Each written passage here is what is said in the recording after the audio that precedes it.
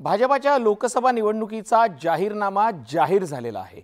या जाहीरनाम्यासाठी भाजपनं डॉक्टर बाबासाहेब आंबेडकरांच्या 133व्या जयंती दिनाचं औचित्य निवडल्याचं दिसून आलं।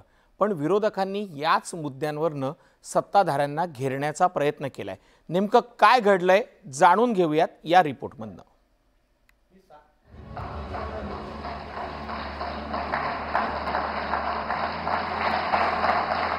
भाजपनं निवडणुकांसाठी रविवारी संकल्पपत्र जाहीर केलं। या संकल्पपत्रात भाजपनं अनेक आश्वासनं देत पुन्हा एकदा अबकी बार 400 पारचा नारा दिला। पण याच घोषणेचा आधार घेत विरोधकांनी भाजपला घेरण्याची तयारी केली आहे। भाजपच्या संकल्पपत्रावर महाविकास आघाडीच्या नेत्यांनी जोरदार टीका केल्याचं दिसतंय। 400 पारची घोषणा ही संविधान बदलाचा कट असल्याचा आरोप होतोय। डॉक्टर बाबासाहेब आंबेडकरांच्या जयंतीच्या दिवशी आज घोषणापत्र ते जारी करत असतील त्यांच्या पक्षाचं, तरी त्याचा अर्थ हाच आहे की देशभर आज लोकांना कळून आलेलं आहे की संविधान बदलण्याचा कट 400 पार मध्ये दिसतोय। संविधान बदलण्याचे काही भाषणं आज जे सत्ताधारी आहेत त्यांच्याकडून होत आहेत आणि जर ही वेळ आपल्या देशावर आली तर आपण सगळ्यांनी एकत्र होऊन संविधान वाचवण्याची चळवळ सुरू केली पाहिजे। जो संघर्ष आहे, मला असं वाटतं ही खरी परीक्षा आहे। संजय राऊत यांनी तर डॉक्टर आंबेडकर जयंतीला जाहीरनामा प्रसिद्ध करण्यावरूनच भाजपला लक्ष केलं। त्यांनी आजचा दिवस निवडला असेल तर ती त्यांच्या मनातली भीती आहे, कारण जनता, या राज्याची, देशाची जनता संविधानाच्या बाबतीत अत्यंत जागरूक झाल्यामुळे, भाजपच्या काही अपकृत्यांमुळे त्यांनी आजचा दिवस निवडला। विरोधकांच्या या आरोपांवर सत्ताधाऱ्यांनी जोरदार निशाणा साधला। मुख्यमंत्री एकनाथ शिंदे आणि उपमुख्यमंत्री देवेंद्र फडणवीस यांनी विरोधकांचे सगळे आरोप फेटाळून लावले।